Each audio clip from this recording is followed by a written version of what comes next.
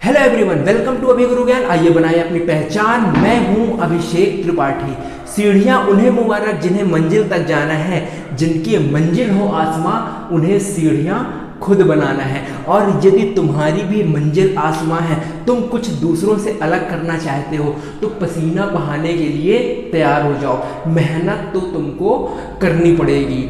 अभी न पूछो हमसे हमारी मंजिल क्या है, अभी तो हमने चलना शुरू किया है। अब तक हारे थे, अब ना हारेंगे कभी, ये किसी और से नहीं खुद से वादा किया है। इसी पॉजिटिव कोट के साथ आज की क्लास को करते हैं शुरू। क्लास नंबर 2 में आप सभी का दिल खोलकर स्वागत है। तो अपने हथियार उठाओ, कॉपी और पेन को उठाओ और नोट्स बनाना स्टार्ट कर दो। ठीक है, अब देखो क्लास नंबर 1 में हमने सीखा कि रिफ्लेक्शन क्या होता है, अच्छी बात है। उसके बाद हमने सीखा कि प्लेन मिरर क्या होता है, अच्छी बात है। इसके बाद हमने सीखा रिफ्लेक्शन थ्रू प्लेन मिरर, ये भी सीखा। हमने सीखा कि स्फेरिकल मिरर्स क्या होते हैं, अच्छी बात है। अब क्लास नंबर 2 में हम क्या सीखेंगे? क्लास नंबर 2 में हम सीखेंगे कि यदि स्फेरिकल मिरर है तो उससे रिलेटेड कुछ टर्म सीखेंगे, अच्छी बात है। पहली चीज़ ये। दूसरी चीज़ हम ये सीखेंगे कि यदि कॉनकेव मिरर हो चाहे कॉन्वेक्स मिरर हो, तो उस पर जब इमेज फॉर्मेशन करते हैं तो रूल्स ऑफ इमेज फॉर्मेशन क्या होते हैं वो सीखेंगे, दूसरी चीज़। तीसरी चीज़ image formation by concave mirror सीखेंगे, मतलब कॉनकेव मिरर के सामने कहाँ ऑब्जेक्ट अलग अलग पोजीशन में रख के उसकी इमेज पता करने की कोशिश करेंगे। और चौथी चीज़ सीखेंगे यूजेज ऑफ कॉनकेव मिरर। तो इतनी सारी चीज़ें सीखने वाले हैं। क्लास बहुत ही इंपॉर्टेंट होने वाली है और यहाँ से एक क्वेश्चन तुम्हारे एग्जाम में टपकने वाला है। ठीक है, तो चलो शुरू करते हैं। पहले हेडिंग लगा लो, हेडिंग लगा लो terms related to spherical mirror. Terms related to spherical mirror. Terms related to spherical mirror. अच्छा, जब भी मैं स्फेरिकल मिरर की बात कर रहा हूँ, इसका मतलब मैं बात कर रहा हूँ या तो कॉनकेव मिरर की या कॉन्वेक्स मिरर की। दिखते कैसे हैं? जो बीच में धंसा हो, जो बीच में धंसा हो वो कहलाता है कॉनकेव, और जो बीच में उभरा हो वो कहलाता है क्या? Convex mirror. ये बातें तो मैंने तुमको बता रखी है। इनको स्फेरिकल क्यों बोलते हैं? क्योंकि ये एक स्फेयर का पार्ट है, एक स्फेयर को काट कर ये बनाए गए हैं, that's why they are called spherical mirror. अच्छा, ये टॉपिक स्टार्ट करने से पहले तुम इस वीडियो को यहीं पर पॉज करो और अपने घर में जाओ, जो चम्मच होता है ना खाने का, जैसे तुम आइसक्रीम खाते हो, स्टील वाला चम्मच होता है, उसको जाकर उठाओ और उठाकर उसमें अपनी इमेज देखने की कोशिश करो। ठीक है ना? अरे अपना थोबड़ा देखने की कोशिश करो भाई उस चम्मच में। उस चम्मच को यदि सामने तरफ से देखोगे तो चम्मच कैसा होता है? ऐसा होता है। मतलब अगर सामने तरफ से देखोगे तो ये कैसा है? कॉनकेव है। अगर पीछे की तरफ से देखोगे तो वो कैसा है? कॉन्वेक्स है। जरा जाओ और देखो कि कॉनकेव में यदि तुम अपना चेहरा देखते हो तो कैसा दिखाई देता है। देखना कहीं यहाँ से तुम खुद को देखो, वहाँ से भूत ना नजर आए, है ना? वो भी देख के बताना जरा, मेरे को भूत तो नजर नहीं आ रहा है। ठीक है, तो जाकर देखो कि कॉनकेव सरफेस की तरफ से यदि तुम देखते हो, कॉनकेव सरफेस की तरफ से देखते हो तो तुम्हारा चेहरा या तुम्हारी इमेज कैसी बनती है। बड़ा इंटरेस्टिंग है, करके देखना, मजा आएगा। और कॉन्वेक्स की तरफ से देखते हो तब तुम्हारी इमेज कैसी बनती है। ठीक है ना? अगर तुमने वो करके देख लिया तो एक कॉन्सेप्ट तुम्हारा क्लियर हो जाएगा। चलो करो, अभी जब वो टॉपिक आएगा तब मैं तुमको बताऊंगा। पहला होता है क्या? पोल। क्या? पोल। अरे बोल नहीं है, पोल। कई लोगों को सुनाई दे रहा होगा बोल। बोल दो ना जरा दिल में जो है छुपा, मैं किसी और से कहूंगा नहीं। ठीक है, देखो पोल है, पोल को डिनोट करते हैं पहली बात पी से, और पी फॉर पोल। अब देखो पोल क्या होता है। देखो ये एक स्फेरिकल मिरर है भाई साहब, ये एक स्फेरिकल मिरर है। इस स्फेरिकल मिरर का जो भी सेंटर होता है, ठीक है ना, जो भी सेंटर होता है उसको क्या बोलते हैं? पी बोलते हैं, पोल बोलते हैं। ठीक है, मैं इनकी डेफिनेशन लिखवाऊंगा नहीं, मैं वीडियो एडिट के समय ये डेफिनेशन तुमको नीचे शो कर दूंगा, तुम इनको नोट कर लेना। ठीक है, लिखेंगे तो वीडियो लंबी होगी, समझ रहे बात को। अभी तुम कॉन्सेप्ट यहाँ पर समझते चलो। तो स्फेरिकल मिरर का जो भी सेंटर होता है उसको क्या बोलते हैं, पोल बोलते हैं। ठीक, सेकेंड चीज, second centre of curvature, centre of curvature, CURVATURE, centre of curvature, जिसको किससे डिनोट करते हैं, C से। अब इसको समझ लो, मैंने बोला ये स्फेरिकल मिरर है भाई साहब, ये किसी ना किसी स्फेयर का पार्ट होंगे। तुमने बोला बिल्कुल भैया होंगे। ठीक है, मैंने बोला कि वो इस स्फेयर का पार्ट है, वो इस स्फेयर को काट के बनाया गया है। ठीक है, अब इस स्फेयर का कुछ ना कुछ सेंटर होगा, इस स्फेयर का कुछ ना कुछ सेंटर होगा, कोई ना कोई सेंटर होगा। ठीक है ना, उसी सेंटर को बोलते हैं क्या भाई साहब, centre of curvature, centre of curvature. इसका मतलब स्फेरिकल मिरर जिस भी स्फेयर का पार्ट होता है, उस स्फेयर का जो सेंटर होता है उसी को हम बोलते हैं सेंटर ऑफ कर्वेचर, और उसको डिनोट करते हैं किससे, C से। और C for centre of curvature. हाँ, तुमको कुछ और सूझ रहा होगा, C फॉर कुछ और। थर्ड सेंटर ऑफ कर्वेचर होगा, हो गया। उसके बाद अगला होता है प्रिंसिपल एक्सिस। क्या, प्रिंसिपल एक्सिस। ठीक है, एक लाइन, क्या, एक लाइन जो पोल और सेंटर ऑफ कर्वेचर को जोड़ती है, एक लाइन जो पोल और सेंटर ऑफ कर्वेचर को जोड़ती है, एक लाइन जो पोल और सेंटर ऑफ कर्वेचर को जोड़ती है। देखो यहाँ पोल यहाँ बना देते हैं, एक लाइन जो पोल और सेंटर ऑफ कर्वेचर को जोड़ती है उसको क्या बोलते हैं, प्रिंसिपल एक्सिस। आगे बढ़ते हैं, नंबर 4। ठीक है, प्रिंसिपल एक्सिस हो गया। अब उसके बाद होता है रेडियस ऑफ कर्वेचर। क्या, radius of curvature, radius of curvature, जिसको डिनोट करते हैं किससे, R से। अब ये बताओ, ये किसी न किसी स्फेयर का पार्ट था, उस स्फेयर का कोई ना कोई सेंटर था। अब यदि उस स्फेयर का कोई ना कोई सेंटर था तो उस स्फेयर की कोई ना कोई रेडियस होगी, तो उस स्फेयर की जो रेडियस होती है, उस स्फेयर की जो रेडियस होती है उसको बोलते हैं रेडियस ऑफ कर्वेचर। अब तुम बोलोगे कि रेडियस ऑफ कर्वेचर, ये तो भैया यही है सेंटर ऑफ कर्वेचर से पोल तक की डिस्टेंस, यही तो सेंटर था और ये क्या था, पोल था, तो ये तो रेडियस ऑफ कर्वेचर तो यही है क्योंकि यही तो रेडियस है। तो यदि तुम ऐसा सोच रहे हो तो बिल्कुल सही सोच रहे हो। The distance between centre of curvature and pole is called radius of curvature, जिसको डिनोट करते हैं किससे, R से। किससे, R से। 5th aperture, aperture. ठीक है, अब देखो अपार्चर क्या होता है, diameter of reflecting surface is called aperture. देखो रिफ्लेक्टिंग सरफेस इसका इतना है, तो ये जो होता है यहाँ से लेकर यहाँ तक की जो डिस्टेंस होती है, यहाँ से लेकर यहाँ तक की डिस्टेंस जो होती है इसको क्या बोलते हैं, अपार्चर बोलते हैं। जैसे मान लो ये दो मैंने क्या बनाया, मिरर बनाया, तो इसका अपार्चर कितना है, इतना है, और इसका अपार्चर कितना है, इतना है। ठीक है, तो इसका अपार्चर ज़्यादा है, इसका अपार्चर कम है। जिसका अपार्चर ज़्यादा होगा उसकी रेडियस ऑफ कर्वेचर क्या होगा, ज़्यादा होगा। ऑब्वियस सी बात है भाई, उसका गोला क्या होगा, इसका गोला बड़ा होगा। तो जिसका अपार्चर ज़्यादा उसकी रेडियस ऑफ कर्वेचर ज़्यादा, जिसका अपार्चर कम उसका रेडियस ऑफ कर्वेचर कम। ये चीज़ तो तुमको देखकर ही समझ आ रही होंगी। ठीक है, इतनी सारी चीज़ें मैंने बता दी।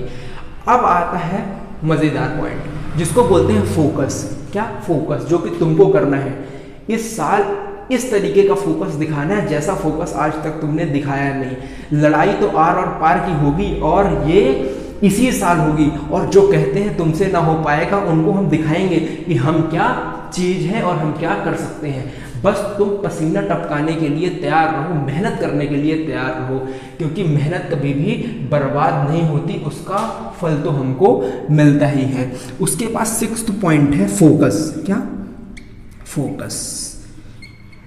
जिसको डिनोट करते हैं किससे, एफ से, जिसको डिनोट करते हैं एफ से। अच्छा, फोकस समझाने से पहले चलो एक एक्सपेरिमेंट करते हैं ताकि ये फोकस तुम्हारे बिल्कुल दिल में जाकर बस जाए। ठीक है, दिल की बात मत किया करो भैया, दिल तो हमारा टूट चुका है।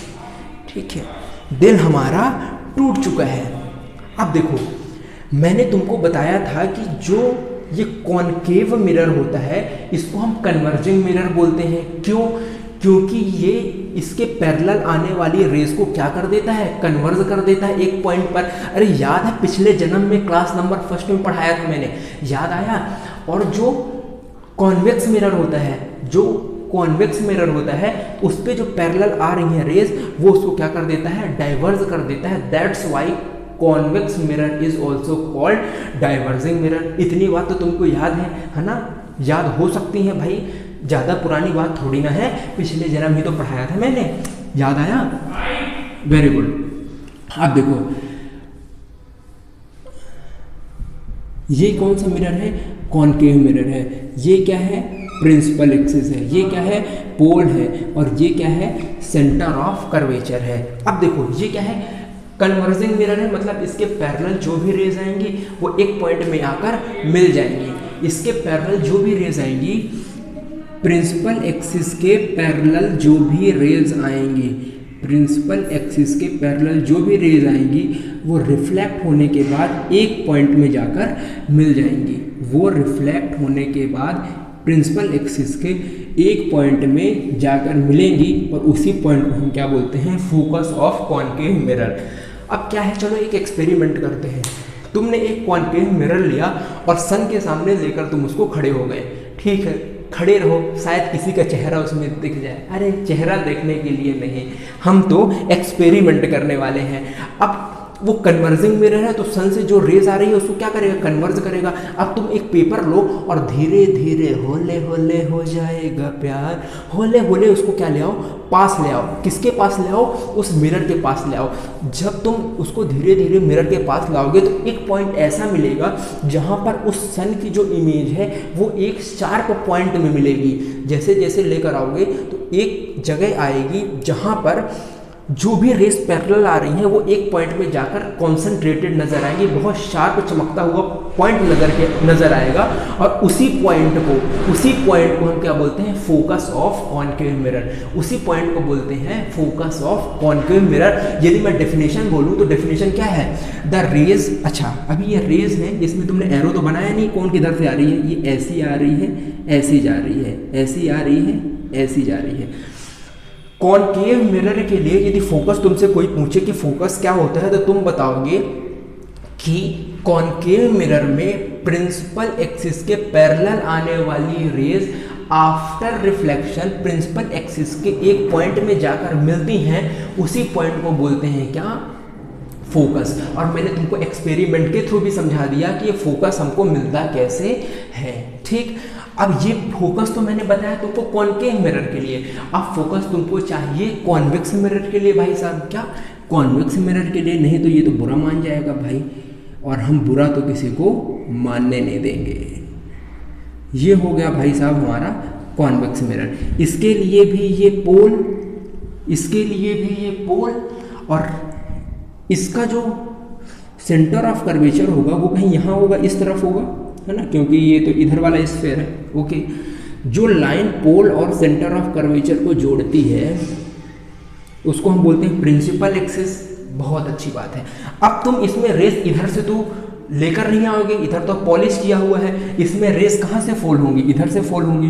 तो प्रिंसिपल एक्सिस के पैरेलल आने वाली रेज, प्रिंसिपल एक्सिस के पैरेलल आने वाली रेज, प्रिंसिपल एक्सिस के पैरेलल आने वाली रेस, अब ये इस मिरर को चीर कर अंदर तो चली नहीं जाएंगी भाई साहब, ये मिरर है, लेंस थोड़ी ना है, ग्लास थोड़ी ना है कि इसको चीर कर अंदर चली जाएंगी। ये क्या होंगी, रिफ्लेक्ट होंगी। क्या होंगी, रिफ्लेक्ट होंगी। और जब ये रिफ्लेक्ट होंगी तो कुछ ये ऐसे रिफ्लेक्ट होगी, कुछ ये ऐसे रिफ्लेक्ट होगी। ठीक है, फिर जब इनको तुम आगे बढ़ाओगे तो ये आगे तो कहीं मिलने वाली नहीं है, समझ रहे हो। इसको क्या करना पड़ेगा, पीछे बढ़ाना पड़ेगा। जब तुम इसको पीछे की तरफ बढ़ाते हो, जब इसको तुम पीछे की तरफ बढ़ाते हो तो तुमको एक पॉइंट मिलता है, उस पॉइंट को बोलते हैं क्या, फोकस। तो इसमें क्या होता है, जो भी रेस डाइवर्ज हो रही है ना, तो ऐसा लगता है कि इस मिरर के पीछे एक कोई सोर्स है जहाँ से ये लाइट आ रही हैं और डाइवर्ज हो रही हैं, ठीक है, जहाँ से ये रेज आ रही हैं और आगे की तरफ जा रही हैं। तो अब तुमसे कोई पूछे कि कॉन्वेक्स मिरर के लिए फोकस क्या होता है, तो तुम बोलोगे कि प्रिंसिपल एक्सिस के पैरेलल आने वाली rays after reflection it appears that they are coming from a point on a principal axis and that point is called what, focus. उस पॉइंट को क्या बोलते हैं, फोकस। ऐसा लगता है कि जो भी रेज ये डाइवर्ज हो रही हैं वो प्रिंसिपल एक्सिस के किसी एक पॉइंट से आ रही हैं और उस पॉइंट को बोलते हैं क्या, उस पॉइंट को क्या बोलते हैं भाई साहब, फोकस बोलते हैं। ये बात तुमको समझ आई। अब यहाँ से ना एक कॉन्सेप्ट है वो भी समझ लो। देखो अब तुमने कार्टेशियन प्लेन पढ़ के रखा है, कार्टेशियन प्लेन पढ़ रखा है ना तुमने 9th क्लास में, याद करो कार्टेशियन प्लेन पढ़ रखा है ना, क्या होता है बताओ, क्या होता है, देखो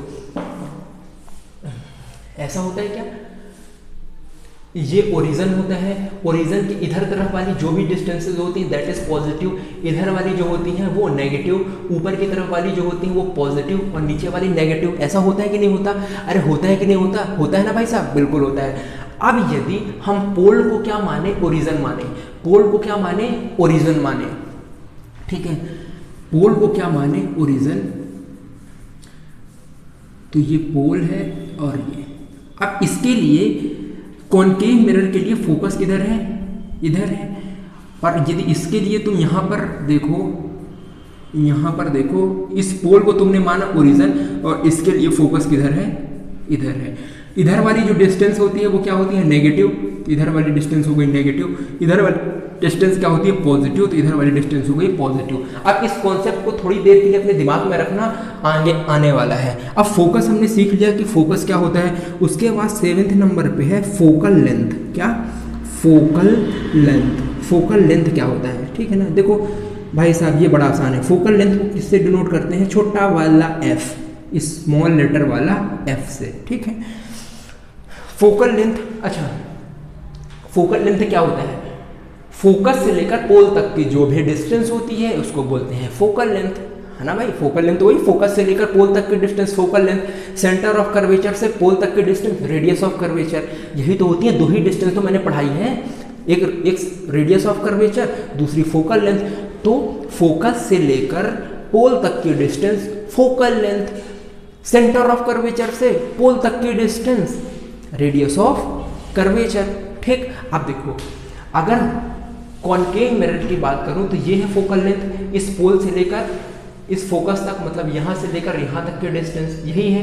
अगर इसके लिए बात करूं तो ये पोल से लेकर इधर तक की डिस्टेंस, ये क्या है, फोकल लेंथ। अब जरा ध्यान से देखो, अगर ये ओरिजिन है तो इसमें फोकल लेंथ किधर आ रही है, किधर आ रही है, इस तरफ आ रही है, राइट हैंड साइड में आ रही है, और राइट हैंड साइड की सारी डिस्टेंस क्या होती हैं, पॉजिटिव होती हैं। इसका मतलब कॉन्वेक्स मिरर की फोकल लेंथ क्या होगी, पॉजिटिव होगी, है ना। इसका मतलब जो भी तुम्हारा, सॉरी मैंने लेंस यूज किया क्या, कॉन्वेक्स मिरर, कॉन्वेक्स मिरर की जो फोकल लेंथ होगी that will be what, positive, वो क्या होगी, पॉजिटिव होगी। उसी तरह यदि कॉनकेव मिरर की बात करें, यदि हम कॉनकेव मिरर की बात करें कि कॉनकेव मिरर की फोकल लेंथ क्या होगी, तो देखो मैंने बोला कि जो पोल है वो ओरिजिन है और इसमें फोकल लेंथ किधर है, लेफ्ट हैंड साइड है, तो लेफ्ट हैंड साइड की जो डिस्टेंस है वो क्या होती है, नेगेटिव हो रही है। तो कॉनकेव मिरर की फोकल लेंथ क्या होती है, नेगेटिव होती है। भैया इसका क्या यूज़ है, हाँ अरे जब यूज़ आएगा तो मैं दिखाऊंगा तुमको, अभी तो फिलहाल ये कॉन्सेप्ट है, अपने दिमाग में डालते रहो। तो इतने इंपॉर्टेंट पॉइंट्स थे, इतनी इंपॉर्टेंट टर्म्स थी रिलेटेड टू स्फेरिकल मिरर। इसके क्वेश्चन एग्जाम में पूछ लेता है 1-2 नंबर में कि भाई एक्सप्लेन करो what is a focus, explain what is aperture, explain what is centre of curvature. All this question में आस्क इन योर एग्जामिनेशन, ठीक है ना। अब बढ़ते हैं हमारे टॉपिक नंबर 2 की तरफ। टॉपिक नंबर 2 क्या है, रूल्स, क्या, rules of making image. Point number second, देखो एक्चुअल में डालो क्या है, rules of making ray diagram by spherical mirrors, ये है, ठीक है। लगाओ head, rules of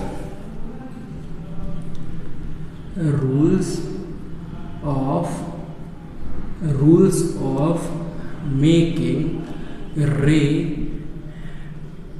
diagram, rules of making ray diagram for spherical mirror।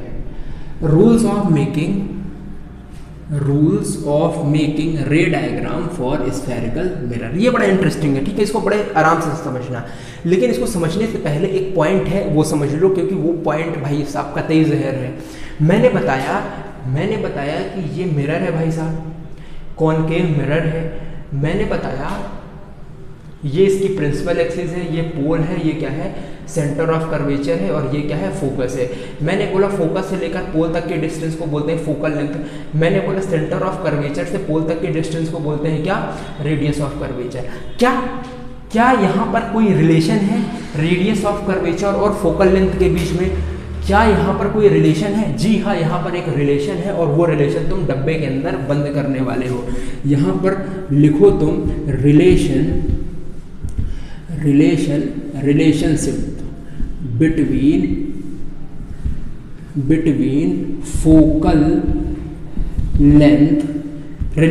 Between focal length and radius of curvature. क्या रिलेशन है? एक्चुअल में ये देखा गया कि जो फोकल लेंथ होती है ना, जो फोकल लेंथ होती है वो रेडियस ऑफ कर्वेचर की आधी होती है। क्या ये देखा गया कि जो फोकल लेंथ होती है वो रेडियस ऑफ कर्वेचर की आधी होती है। समझे बात को? या यहीं से ट्रांसपोर्ट करके तुम इसको यही बता सकते हो कि radius of curvature focal length की डबल होती है। ये बहुत इंपॉर्टेंट पॉइंट है, ठीक है। अगर तुमसे कोई बोले कि रेडियस ऑफ कर्वेचर 30 सेंटीमीटर है तो फोकल लेंथ कितनी होगी, तो तुम बोल दोगे क्या होगी, 15 होगी। तुमसे कोई पूछे कि फोकल लेंथ 15 सेंटीमीटर है तो रेडियस ऑफ कर्वेचर कितनी होगी, तो क्या होगी, 30 सेंटीमीटर होगी। ये बात समझ आई कि रेडियस ऑफ कर्वेचर का आधा होता है क्या, फोकल लेंथ। समझे बात को? अच्छी बात है, इस चीज को नोट कर लो, डब्बे में बंद कर लो।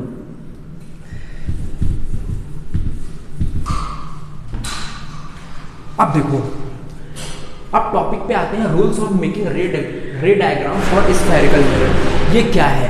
एक्चुअल में क्या होता है कि स्फेरिकल मिरर हो, चाहे वो कॉनकेव है चाहे वो कॉन्वेक्स है, उसमें हम अलग अलग पोजीशन पर जाकर ऑब्जेक्ट को रखते हैं, है ना। अब भाई साहब ये मिरर है, अब कोई एक ऑब्जेक्ट है, ऑब्जेक्ट कहने का मतलब क्या है, अरे कोई भी चीज़ भाई जिसकी इमेज वहाँ पर बनने वाली है, वो मिरर के पास भी हो सकता है, थोड़ी दूर भी हो सकता है, बहुत दूर भी हो सकता है। तो वही तो हमको सीखना है कि अलग अलग पोजीशन में यदि रखा हुआ है तो इमेज कैसा बनेगा, उल्टा बनेगा, सीधा बनेगा, ये सारी चीज़ें हमको सीखनी है। अब वो यदि रे डायग्राम हमको बनाना है तो कुछ रूल्स हैं वो हमको पता होना चाहिए। तो कितने रूल हैं? 4 रूल हैं। कितने रूल हैं? रूल नंबर फर्स्ट, चलो उसको देखते हैं क्या कहते हैं हमारा रूल नंबर फर्स्ट।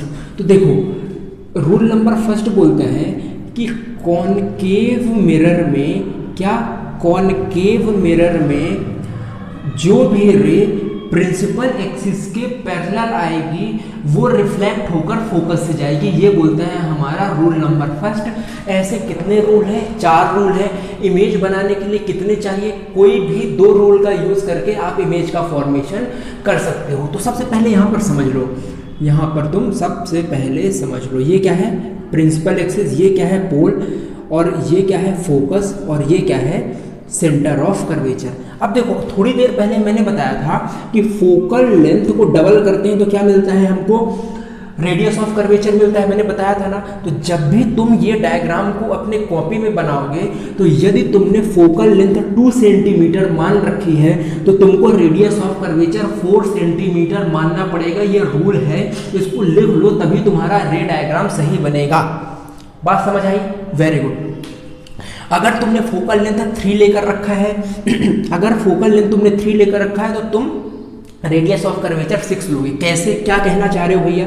ये तुम बनाओगे अपने कॉपी में ऐसा, ठीक है ना। ये तुमने बनाया पोल और ये तुमने बना दिया क्या, इसमें प्रिंसिपल एक्सिस। अब तुमको इसमें फोकस बनाना है और सेंटर ऑफ कर्वेचर बनाना है, ठीक है। तो तुम क्या करोगे, स्केल लोगे और पोल में रखोगे। जीरो जो होगा वो कहाँ पर होगा, पोल पे होगा।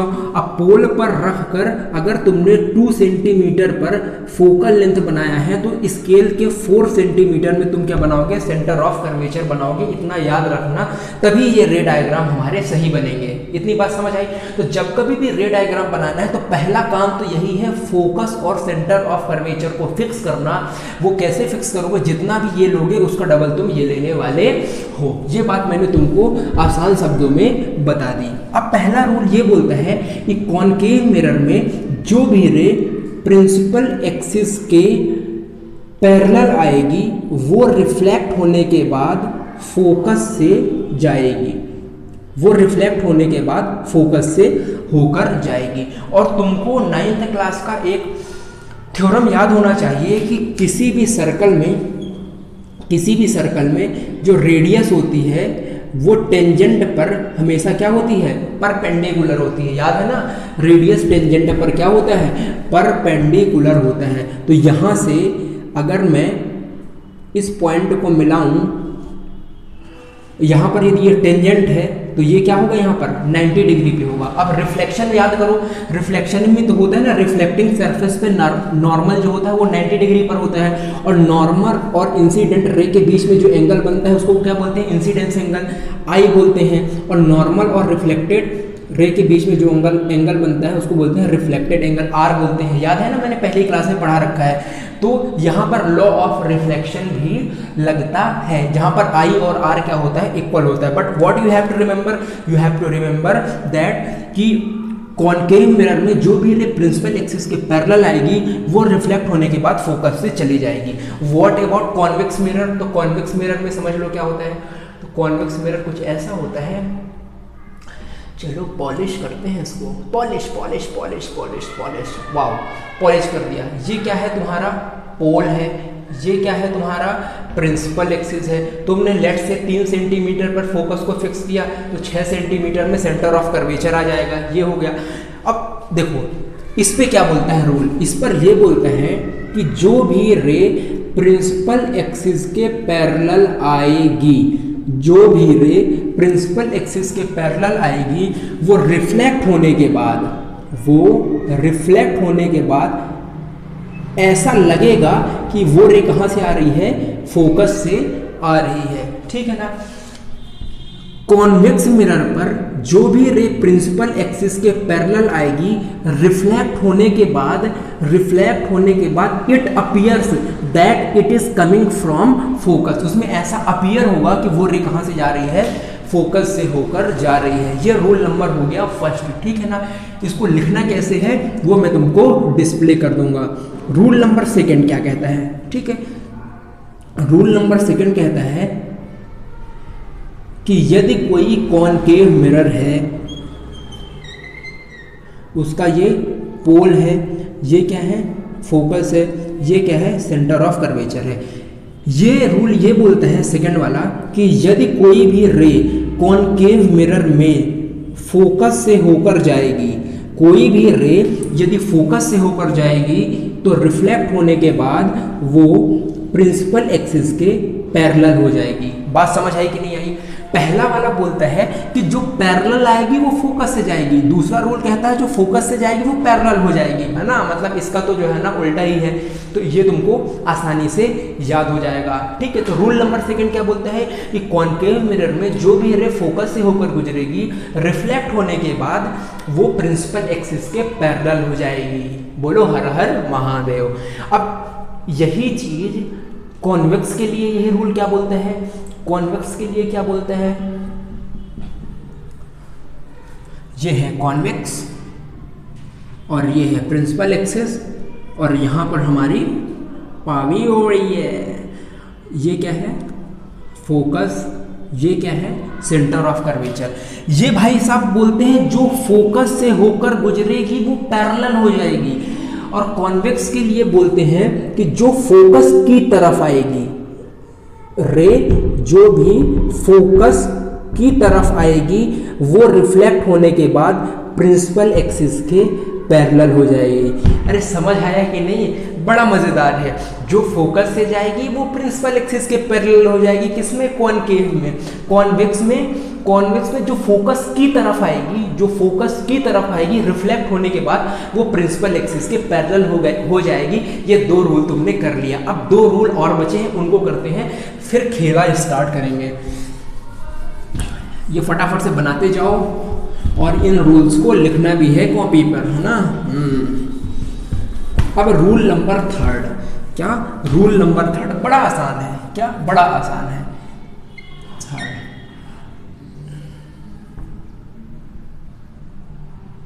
ये कौन सा मिरर है बताओ? कॉनकेव है ना, यही बोल रहे हो ना। ये इसका क्या है? पोल है। ये क्या है? फोकस है। और ये क्या है? सेंटर ऑफ कर्वेचर है। अब जो रूल है ना, जरा फोकस थोड़ा सा पास लेते हैं। इस फोकस को यहाँ ले लिया और सेंटर ऑफ कर्वेचर को यहाँ ले लिया, है ना। अब रूल नंबर 3 ये बोलता है कि जो भी रे सेंटर ऑफ कर्वेचर से जाएगी, वो उसी डायरेक्शन में वापस आ जाएगी। जो भी रे सेंटर ऑफ कर्वेचर से जाएगी वो उसी डायरेक्शन में वापस आ जाएगी। अरे ऐसा क्यों हो रहा है तुम्हारे दिमाग में? अब क्वेश्चन आएगा ऐसा क्यों हो रहा है, तो देखो लॉ ऑफ रिफ्लेक्शन क्या बोलता है।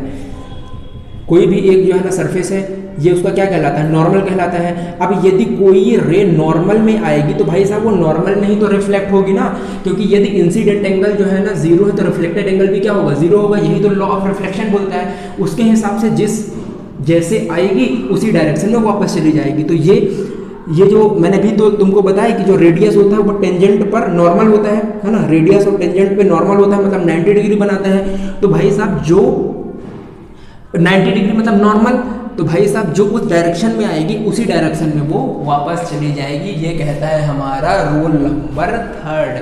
तो what about convex mirror? Convex mirror के केस में क्या होता है? ये प्रिंसिपल एक्सिस, भाई साहब ये पोल, ये फोकस और ये तुम्हारा सेंटर ऑफ कर्वेचर। अब इसमें ये बोलता है कि जो रे सेंटर ऑफ कर्वेचर की तरफ आएगी, जो भी रे सेंटर ऑफ कर्वेचर की तरफ आएगी, जो भी रे सेंटर ऑफ कर्वेचर की तरफ आएगी, वो रे उसी डायरेक्शन में वापस चली जाएगी। वो रे उसी डायरेक्शन में वापस चली जाएगी। ये कहता है हमारा रूल नंबर 3। जो सेंटर ऑफ कर्वेचर से जाएगी उसी डायरेक्शन में वापस चली जाएगी, जो सेंटर ऑफ कर्वेचर की तरफ आएगी वो उसी डायरेक्शन में वापस चली जाएगी। ये हो गया रूल नंबर 3। अब हम बढ़ते हैं हमारे रूल नंबर 4 में। क्या? बढ़ते हैं हम रूल नंबर 4 में। तो रूल नंबर 4 क्या कहता है? रूल नंबर 4 क्या कहता है? रूल नंबर 4 बोलता है कि यदि कोई भी रे पोल पर आकर गिरेगी, कोई भी रे यदि ऑब्लिक्वली पोल में आकर गिरेगी तो वो लॉ ऑफ रिफ्लेक्शन को फॉलो करेगी और ऑब्लिक्वली वापस चली जाएगी। मतलब यहाँ पर जितनी वैल्यू इंसिडेंट एंगल की होगी उतनी ही वैल्यू यहाँ पर रिफ्लेक्टेड एंगल की होने वाली है। सिंपल है, लॉ ऑफ रिफ्लेक्शन है। ये इसके लिए क्या है? ये इसके लिए नॉर्मल है, तो ये क्या है? इंसिडेंट रे है। तो भाई साहब जितना एंगल इंसिडेंस एंगल रहेगा उतने क्या है यहाँ पर? रिफ्लेक्टेड एंगल रहेगा। ये किसके लिए है? कॉनकेव के लिए है। और कॉन्वेक्स के लिए भाई साहब क्या है? सिंपल है, जो कॉनकेव के लिए है वही किसके लिए है? कॉन्वेक्स के लिए। ये क्या है? P फॉर पोल। ये भी यही बोलता है कि भाई साहब जो भी रे पोल पर ऑब्लिक्वली गिरेगी वो ऑब्लिक्वली वापस भी चली जाएगी, और जितनी आई की वैल्यू रहेगी उतनी आर की वैल्यू रहेगी। ये मैंने तुमको 4 रूल बता दिए। अब इन 4 रूल का यूज करके हम क्या बनाएंगे? हम रे डायग्राम बनाएंगे। ऑब्जेक्ट को अलग अलग पोजीशन में रख के इमेज की हम साइज देखेंगे, पोजीशन देखेंगे और नेचर देखेंगे। जरा फटाफट से ये चारों रूल रिवाइज करवा दूं क्या? बिल्कुल। कॉनकेव मिरर में जो प्रिंसिपल एक्सिस के पैरेलल आएगी वो फोकस से जाएगी, ठीक। वही चीज कॉन्वेक्स में जो जो प्रिंसिपल एक्सिस के पैरेलल जाएगी वो ऐसा लगेगा कि कहाँ से होकर जा रही है, फोकस से होकर जा रही है। Rule number first. Rule number second, जो फोकस से होकर गुजरेगी कॉनकेव मिरर में वो रिफ्लेक्ट होने के बाद पैरेलल हो जाएगी।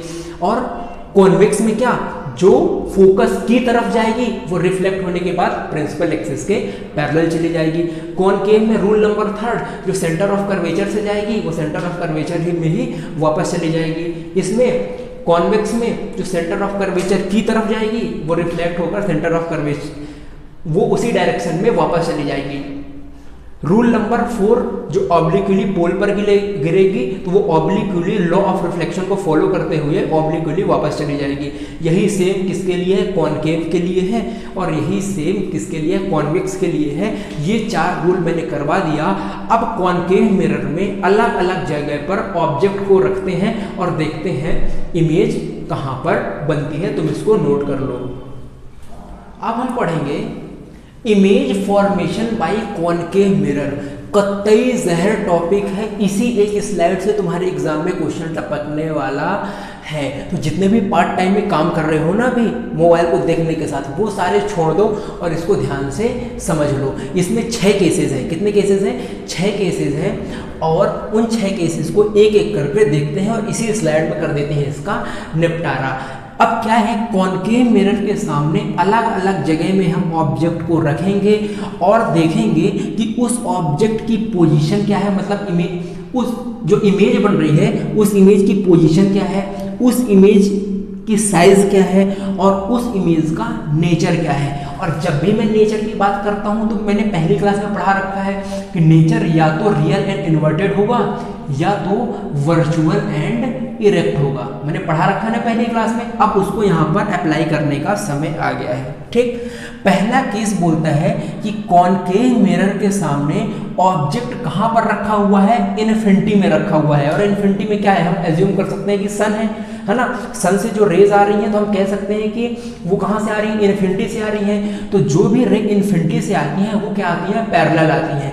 क्या आती हैं, पैरेलल आती हैं। अब रूल नंबर फर्स्ट याद करो कि कॉनकेव मिरर के सामने जो भी रे प्रिंसिपल एक्सिस के पैरेलल आती हैं वो रिफ्लेक्ट होने के बाद फोकस से जाती है। जो भी रे प्रिंसिपल एक्सिस के पैरेलल आती है वो रिफ्लेक्ट होने के बाद फोकस से होकर जाती है। ठीक है, और जहां भी ये दोनों रे आकर मिलती हैं वहीं पर क्या बनता है, इमेज बनती है। वहीं पर क्या बनती है, इमेज बनती है। तुम चाहो तो 2 से ज़्यादा रे ले सकते हो, लेकिन डायग्राम क्या हो जाएगा, कॉम्प्लिकेटेड हो जाएगा। तो किसी भी इमेज बनाने के लिए मिनिमम कितनी रे चाहिए, 2 रेज आर सफिशिएंट। समझे बात को? अब मेरी बात को ध्यान से समझो। जब भी ऑब्जेक्ट इन्फिनिटी पे रखा होगा तो जो रे होंगी वो प्रिंसिपल एक्सिस के पैरेलल आएंगे। अब रूल बोलता है जो पैरेलल आएंगी वो फोकस से होकर जाएंगी। इसका मतलब जो भी इमेज बनेगी वो कहाँ पर बनेगी, फोकस पे बनेगी। तो कहाँ पर बनेगी, इमेज की पोजीशन क्या होगी, एट फोकस। अब तुमसे कोई पूछे कि ऑब्जेक्ट कॉनकेव मिरर के सामने इन्फिनिटी पे रखा हुआ है, उसकी इमेज कहाँ पर बनेगी, तो तुम क्या बोलोगे, फोकस पे बनेगी। अब उसकी साइज क्या है भाई, साइज क्या है, डिमिनिश्ड। अरे सन भाई इतना बड़ा, उसकी जो इमेज है वो कितनी बन रही है, एक पॉइंट साइज्ड बन रही है। याद करो जब हम अभी पहला मैंने बता रहा था कि कॉनकेव मिरर है, उसके सामने तुम कागज लेकर आ रहे हो, एक पॉइंट साइज्ड मिल रहा है, तो देखो इतना बड़ा सन, उसकी इमेज क्या हो रही है, इतनी छोटी हो रही है, मतलब साइज उसकी क्या हो रही है, छोटी हो रही है। तो उसको बोलते हैं हाईली डिमिनिश्ड, मतलब बहुत ही ज़्यादा छोटी हो गई, हाईली डिमिनिश्ड। और पॉइंट साइज्ड, क्या, पॉइंट साइज्ड, मतलब पॉइंट के जैसी इमेज तुमको मिल रही है। और जो इसका नेचर है ना, वो नेचर है रियल एंड इन्वर्टेड। नेचर क्या है, real and inverted, real and inverted. जब मैं रियल एंड इन्वर्टेड लिखता था तो मेरे दिमाग में एक क्वेश्चन आता था कि ससुरा ये इमेज तो इसकी पॉइंट बन रही है, उस पॉइंट को देखकर तुम कैसे बता सकते हो कि वो इमेज रियल है या इन्वर्टेड है। अच्छा, रियल और इन्वर्टेड का मतलब जानते हो, रियल इमेज तब बनती है जब रे एक्चुअल में जाकर मिलती हैं। तो यहाँ पर देखो रे एक्चुअल में जाकर मिल रही है ना, एक्चुअल में रे जाकर मिल रही है तो इमेज तो रियल बनेगी। और इन्वर्टेड का मतलब जानते हो क्या है कि मैं सीधा हूँ और मिरर के सामने खड़ा हूँ तो मैं उल्टा दिखाई दूँ। क्या दिखाई दो? उल्टा दिखाई दो। अरे तो एक काम करो, मैंने बोला था ना चम्मच में अपना जाकर थोबड़ा देखो, तो देखो ना जाकर कॉनकेव की तरफ, कॉनकेव मिरर की तरफ से अपना चेहरा देखना तो उल्टे नजर आओगे। क्या? उल्टे नजर आओगे, क्योंकि जो तुम्हारी इमेज बन रही है वो क्या बन रही है? रियल एंड इन्वर्टेड बन रही है। क्या बन रही है? रियल एंड इन्वर्टेड बन रही है। जब ससुरा मैंने इसको देखा तो मैंने बोला ये तो पॉइंट साइज्ड है, और एक पॉइंट को देखकर हम कैसे बता सकते हैं कि पॉइंट उल्टा है या सीधा है या इन्वर्टेड है? रियल तो मेरे को समझ में आ रहा है कि रे एक्चुअल में जाकर मिल रही तो रियल है, लेकिन उस पॉइंट को देखकर इन्वर्टेड भाई कैसे समझ में आएगा कि वो इन्वर्टेड है? अब देखो इस क्वेश्चन का आंसर ले लो, ठीक है ना, इस क्वेश्चन का आंसर ले लो। मैं कहां पर बता दूं? मैं कहां पर बता दूं? मैं यहां पर बताता हूं। देखो यहां पर बताने की कोशिश करता हूं, ठीक है। देखो ये क्या है? Concave mirror. ये क्या है? Concave mirror. टेढ़ा बन गया भाई, जो टेढ़ा है वो मेरा है, ये सीधा बनाया, ये मेरा पोल हो गया, ये मेरा फोकस हो गया, और ये क्या हो गया? Centre of curvature. मैंने बोला कि जो भी रे इन्फिनिटी से आएगी, जो भी रे इन्फिनिटी से आएगी तो वो पैरेलल आएगी। तो पैरेलल आएगी तो या तो वो प्रिंसिपल एक्सिस के पैरेलल हो सकती है, या ऐसा भी हो सकता है कि वो प्रिंसिपल एक्सिस के पैरेलल ना हो। मतलब वो रे कैसी आए? ऐसी आए, वो रे ऐसी आए, और ये रे रिफ्लेक्ट होने के बाद ऐसी, और रिफ्लेक्ट होने के बाद कुछ ऐसी जाकर मिले, और इमेज कहां पर बन जाए? फोकस में जाकर मिल जाए। वो इमेज कहां पर बन जाए? फोकस में बन जाए। तो इमेज की जो पोजीशन है ना, तो वो कहां बनेगी? फोकस पे बनेगी। और सन तो इतना बड़ा है, उसकी इमेज कितनी बन रही है? इतनी छोटी बन रही है, मतलब डिमिनिश्ड भी बन रही है। लेकिन जब हम रे को प्रिंसिपल एक्सिस के पैरेलल ना रख के कुछ एंगल पे रखते हैं, तब जो इमेज बनती है तो हमको दिखाई देती है कि वो कैसी बन रही है? इनवर्टेड बन रही है। कैसी बन रही है? इनवर्टेड बन रही है। इसलिए हम कहते हैं कि इस पे जो इमेज बन रही है उसका नेचर रियल और इनवर्टेड है। क्या? रियल और इनवर्टेड है। ये बात तुमको आई होप हल्की सी क्लिक कर गई हो, ठीक है ना। देखो जब कभी भी ऑब्जेक्ट ऐसा रखा हुआ है, उसकी इमेज ऐसी बन रही है, तो उसको हम क्या बोलते हैं? इन्वर्टेड बोलते हैं, ठीक है ना। तो देखा था ना तुमने, हम जो हमारा ऑब्जेक्ट था वो तो सन था, और जो इमेज बन रही थी वो कैसी बन रही थी? ऐसी बन रही थी, इसलिए हम बोल दिए कि वो क्या है? इन्वर्टेड है। 30 नंबर सेकंड, जब ऑब्जेक्ट बियॉन्ड सी है, मतलब सी के बियॉन्ड है, मतलब सी के बाहर है, ठीक है। अब देख लो फटाफट से, पहला रूल क्या बोलता है? जो पैरेलल है वो फोकस से होकर जाएगा, अच्छी बात है। रूल नंबर फर्स्ट बोलता है, रूल नंबर सेकंड बोलता है जो फोकस से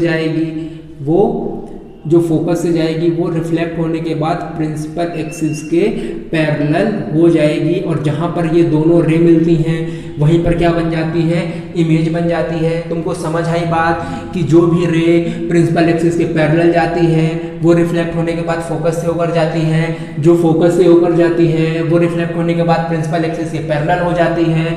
जहां पर ये दोनों रे मिलती हैं वहीं पर इमेज बन जाती है। तो इसकी इमेज बन गई यहाँ पर। अब तुमसे कोई पूछे कि इसकी पोजीशन बता दो, तो तुम तो चिल्ला कर बोल दोगे कि इसकी पोजीशन एफ और सी के बीच में है। हाँ, पोजीशन कहाँ पर है?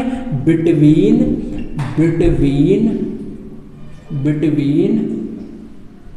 एफ एंड सी। एक चीज याद रखना, जब तुम ये रे डायग्राम बनाना, तो जो मैंने बोला था कि अगर तुम फोकल लेंथ इसको 2 सेंटीमीटर ले रहे हो तो रेडियस ऑफ कर्वेचर को 4 सेंटीमीटर लेना, इसको 3 ले रहे हो तो इसको 6 लेना, मतलब इसका डबल कर देना, तभी तुम्हारा रे डायग्राम सही आएगा। बात समझ आ रही?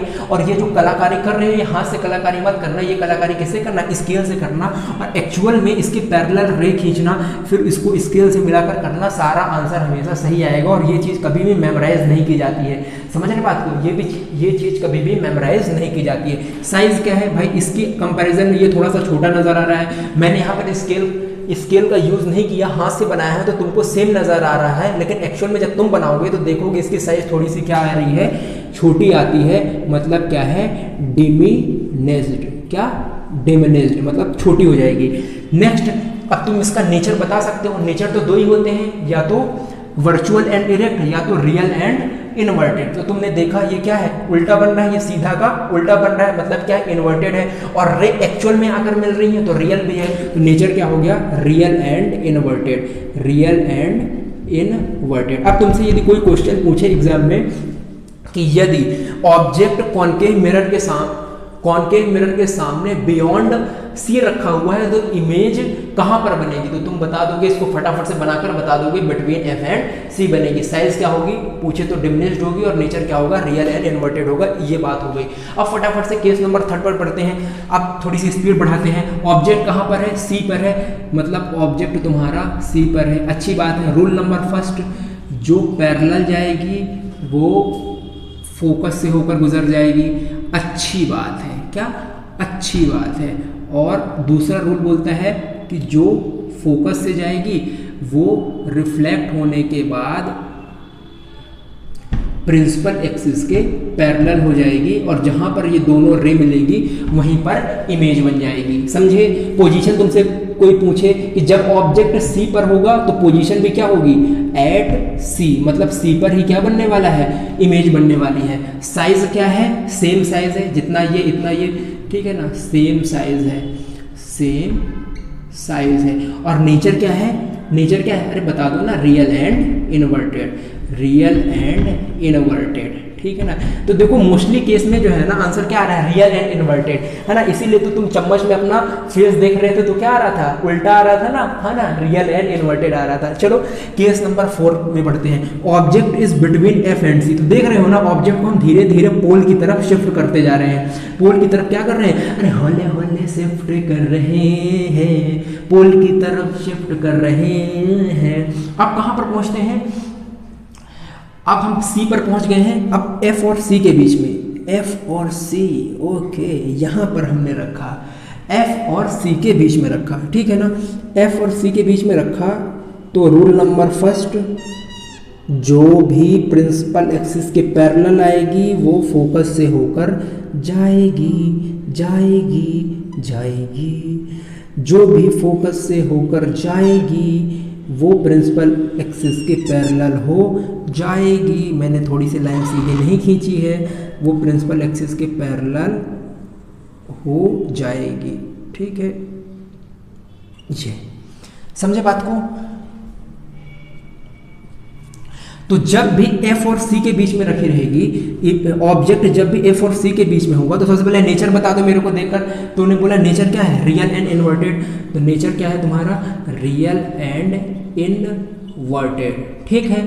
उसके बाद यदि साइज तुमसे कोई पूछे तो देखो ऑब्जेक्ट की साइज ये और इमेज की साइज थोड़ी सी बड़ी, तो साइज तुम बोल दोगे एनलार्ज्ड है भाई साहब, साइज क्या है, एनलार्ज्ड है। मतलब जब भी कॉनकेव मिरर के सामने ऑब्जेक्ट को तुम सी और एफ के बीच में रखोगे तो जो इमेज बनेगी वो थोड़ी सी क्या नजर आएगी, बड़ी नजर आएगी। क्या नजर आएगी, बड़ी।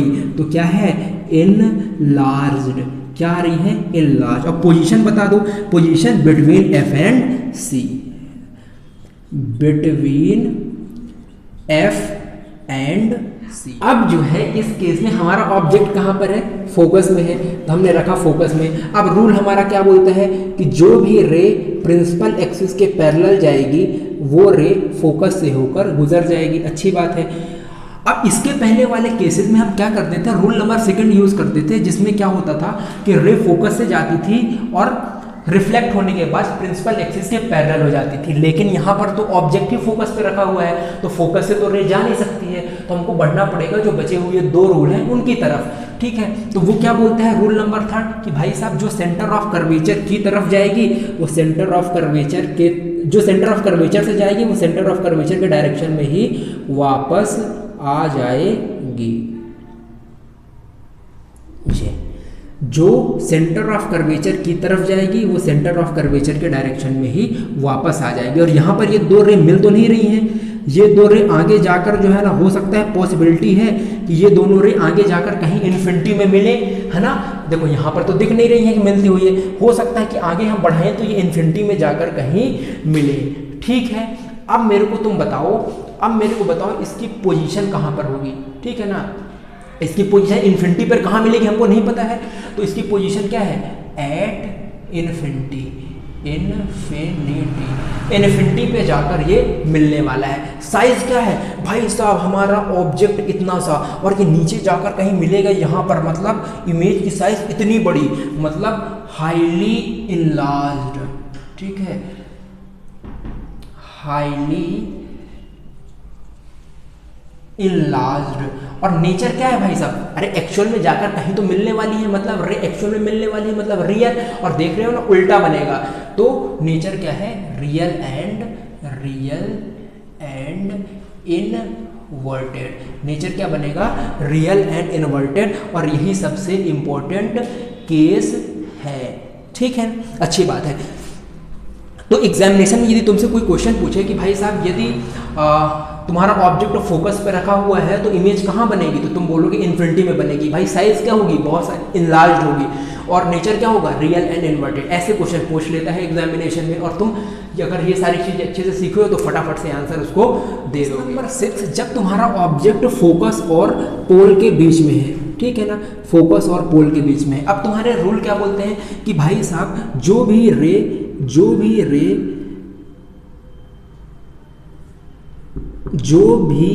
तुम्हारी सेंटर ऑफ कर्वेचर की तरफ जाएगी, जो भी रे सेंटर ऑफ कर्वेचर से जाएगी वो उसी डायरेक्शन में वापस आ जाएगी।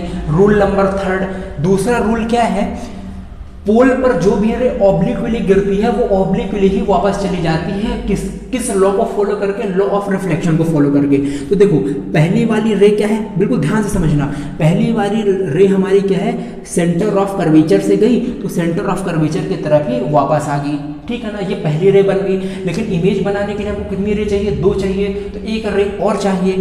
तो रूल नंबर 4 क्या बोलता है कि यदि कोई रे पोल पर ऑब्लिक्वली गिरती है तो पोल से वो ऑब्लिक्वली वापस भी आ जाती है, लॉ ऑफ रिफ्लेक्शन को फॉलो करके। तो यहाँ जितना आई होगा उतना आर होगा, तो जो रे ऐसे जाएगी पोल की तरफ, वो पोल की तरफ ही, पोल से उतनी ही डिग्री का एंगल बना के, जितना एंगल ऑफ इंसिडेंट रहेगा उतनी वापस आ जाएगी। अब मेरी बात को ध्यान से सुनो, ये दोनों रे को तुम आगे बढ़ाओगे तो क्या कभी मिलने वाली है, देखो ये दोनों रे को कभी तुम आगे बढ़ाओगे तो मिलने वाली है, बिल्कुल नहीं मिलने वाली है भाई साहब, ये दोनों बाहर की तरफ जा रही हैं। तो क्या इनको पीछे की तरफ बढ़ाएं, क्या इनको पीछे की तरफ बढ़ाएं, तो बिल्कुल पीछे की तरफ हम इनको बढ़ाते हैं, पीछे की तरफ बढ़ाते हैं तो हमको इमेज इसकी यहाँ पर मिल जाती है। वाह, अब याद करो मैंने बोला था जहाँ भी रे एक्चुअल में मिलती हैं वहाँ पर इमेज क्या बनती है, रियल बनती है। लेकिन यहाँ पर एक्चुअल में कहाँ मिल रही हैं, एक्चुअल में नहीं मिल रही, उनको जब हम पीछे की तरफ एक्सटेंड कर रहे हैं तब मिल रही हैं। इसका मतलब इसका नेचर क्या है, वर्चुअल, क्या है, वर्चुअल। और देखो ऑब्जेक्ट भी तुम्हारा कैसे रखा था, ऐसे, और इमेज भी कैसी बन रही है, ऐसी बन रही है, मतलब वर्चुअल के साथ इरेक्ट है, क्या है, इरेक्ट है, ठीक है। साइज की बात करें तो देखो ऑब्जेक्ट इतना छोटा और इमेज की साइज क्या है, इनलार्ज्ड, तो साइज क्या है, इनलार्ज्ड। इसकी पोजीशन क्या है, इसकी पोजीशन क्या है, इसकी पोजीशन है बिहाइंड द मिरर, क्या, बिहाइंड द मिरर के पीछे बन रही है, ठीक है ना।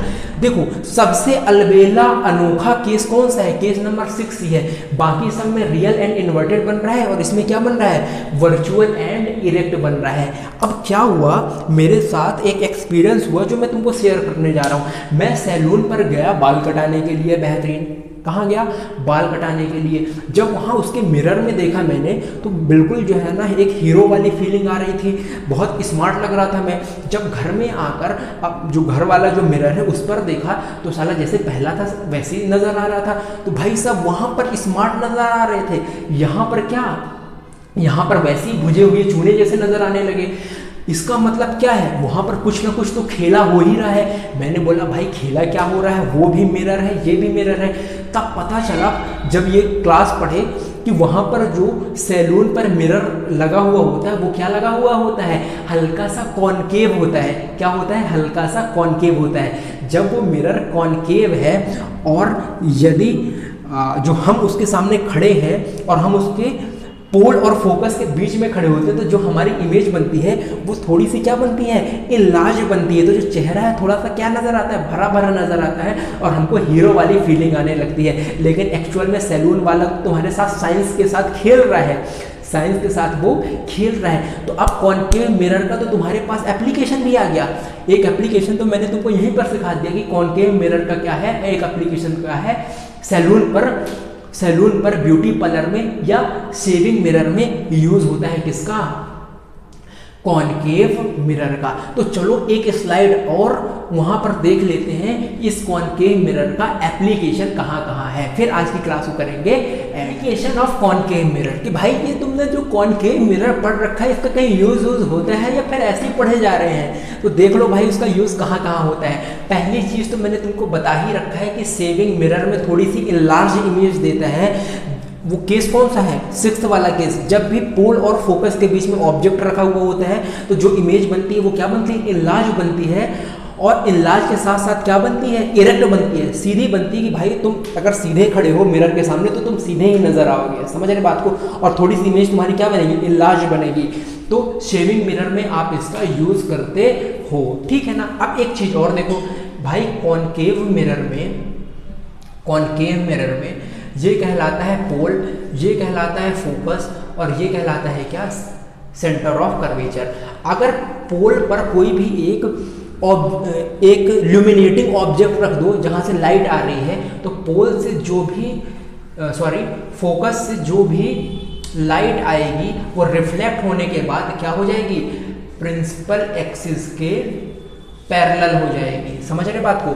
इसका मतलब यहाँ पर यदि एक मिरर तुमने कॉनकेव लगा दिया और फोकस पर कुछ जलती हुई चीज रख दी इस मिरर के फोकस पे, तो जो यहाँ से लाइट आएगी वो रिफ्लेक्ट होने के बाद पैरेलल हो जाएगी। जरा जाओ अपने घर की गाड़ियों को देखो जो 2 व्हीलर है 4 व्हीलर है, तो जो लाइट लगी होती है उसके पीछे का जो मिरर होता है, जो पीछे का जो शेप होता है जहाँ पर बल्ब लगा हुआ होता है वो कैसा होता है, कॉनकेव होता है भाई साहब। वहाँ पर साइंस यूज कर रहे हैं। और जब वो कॉनकेव होता है और यहाँ पर बल्ब लगा हुआ होता है तो ये बल्ब जब जलता है तो इसकी रे कहाँ पर पड़ती है, इसकी रे पड़ती है पीछे वाली मिरर में और इससे टकराकर जो बीम मिलती है वो कैसी बीम मिलती है, पैरेलल बीम मिलती है, ताकि भाई साहब तुम दूर तक देख पाओ, नहीं तो तुम गाड़ी चलाते चलाते किसी ऊपर जाकर क्या कर दोगे, भेड़ दोगे। और भेड़ना तो तुम्हारी आदत है, समझ रहे हो। तो तुमको भिड़ने से बचाने के लिए ताकि लाइट पैरेलल जाए, दूर तक जाए, हम किसका यूज करते हैं भाई साहब, कॉनकेव मिरर का यूज करते हैं। कहाँ पर, ये देखो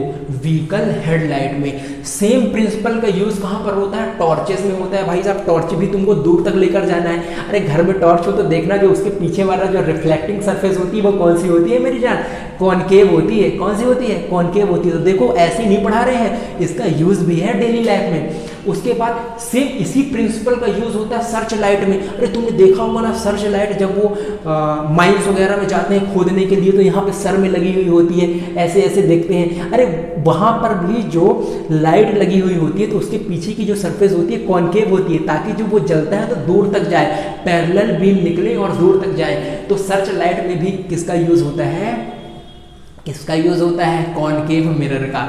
उसके बाद भाई साहब ये देख लो, सोलर फर्नेस, मतलब सोलर लाइट का यूज करके तुम कुछ चीज जला दो, या सोलर हीटर, इन सब में भी किसका यूज होता है, कॉनकेव मिरर का यूज होता है। होता क्या है, कॉनकेव शेप में आप एक बना देते हो रिफ्लेक्टिंग सरफेस, फिर सन से जो लाइट आती है, सन से जो भी लाइट आती है, ठीक है ना, सन से जो भी लाइट आती है रिफ्लेक्ट होने के बाद वो एक पॉइंट में जाकर मिलती हैं, और जिस पॉइंट में जाकर मिलेगी वहाँ का टेम्परेचर क्या होगा, ज़्यादा होगा। अब भाई साहब जिसको आपको गर्म करना है वही चीज़ आप उस फोकस में जाकर रख दो, जहाँ पर वो रेज मिल रही है वहाँ पर जाकर रख दो, वो गर्म हो जाएगा। तो एक्चुअल में आप किसका यूज़ कर रहे हो, कॉनकेव मिरर का यूज़ कर रहे हो, ठीक है ना। उसके बाद डेंटिस्ट, भाई साहब तुम रात में 2 बार ब्रश नहीं करेंगे, अरे सॉरी रात में नहीं, मतलब पूरे दिन भर में तुमने 2 बार ब्रश नहीं किया, एक बार सुबह और शाम। फिर क्या हुआ, तुम्हारे दांत में क्या हुआ, खाना स्टक रह गया रात में, ठीक है। फिर जो तुम्हारा खाना स्टक रह गया उस पर पार्टी किसने किया, बैक्टीरिया जम्स ने पार्टी करी, और पार्टी करने के बाद कुछ एसिड रिलीज किया। जब एसिड रिलीज किया तो जो तुम्हारे दांत की जो बाहर वाली शाइनिंग सरफेस है ना, जिसको इनेमल बोलते हैं, जो कि हार्डेस्ट पार्ट ऑफ बॉडी होता है, उसको उसने क्या कर दिया, करोड़ कर दिया। जब करोड़ कर दिया तो अंदर दांत के अंदर होता है पल्प। अब पल्प तक जो है ना सेंसेशन जाने लगा। अब जो तुम खा रहे हो, ठीक है ना, अब वो डायरेक्ट कहाँ पर टच हो रहा है, पल्प में टच हो रहा है और तुमको भीषण दर्द हो रहा है। क्या हो रहा है, तगड़ा वाला दर्द हो रहा है। तब तुम दौड़े दौड़े दौड़े दौड़े जाते हो किसके पास, डेंटिस्ट के पास। भाई बहुत दर्द है, कुछ कर दो। अब उसके पास ऐसी कोई मशीन तो है नहीं कि जो तुम्हारे अंदर कहाँ पे दिक्कत है तो वो देख ले। उसकी आंख में कोई जादुई पावर तो है नहीं कि ससुरा देख लेगा हमारी आंख को। तो वो क्या करता है, लेता है एक कॉनकेव मिरर। क्या लेता है, कॉनकेव मिरर। और कॉनकेव मिरर पे तुमने देखे हो ना भाई साहब कि जब पोल और फोकस के बीच में ऑब्जेक्ट रखा हुआ होता है तो जो इमेज बनती है वो क्या बनती है, इलाज बनती है। तो वो लगाकर तुम्हारे जो दांत हैं जहाँ पर तुमने खा कर तुम्हारे बैक्टीरिया जो थे दांत में खा करके पार्टी करके वो नष्ट कर दिया है वहाँ पर, उसकी वो जूम व्यू लेता है और फिर लेकर उसकी जो है ना जो भी उसको ट्रीटमेंट करना रहता है वो ट्रीटमेंट कर देता है। तो कॉनकेव मिरर का यूज़ कहाँ पर होता है भाई साहब, डेंटिस्ट के पास भी कॉनकेव मिरर का यूज़ होता है। ये एप्लीकेशन है, यहाँ से भी क्वेश्चन आ जाते हैं। तो ये थी हमारी आज की क्लास। ठीक है, आई होप तुमको कुछ सीखने को मिला होगा। ठीक है ना, मिलते हैं अगली क्लास में, कुछ नया सीखेंगे, कुछ नया तूफानी करेंगे। तब तक के लिए ऑल द बेस्ट।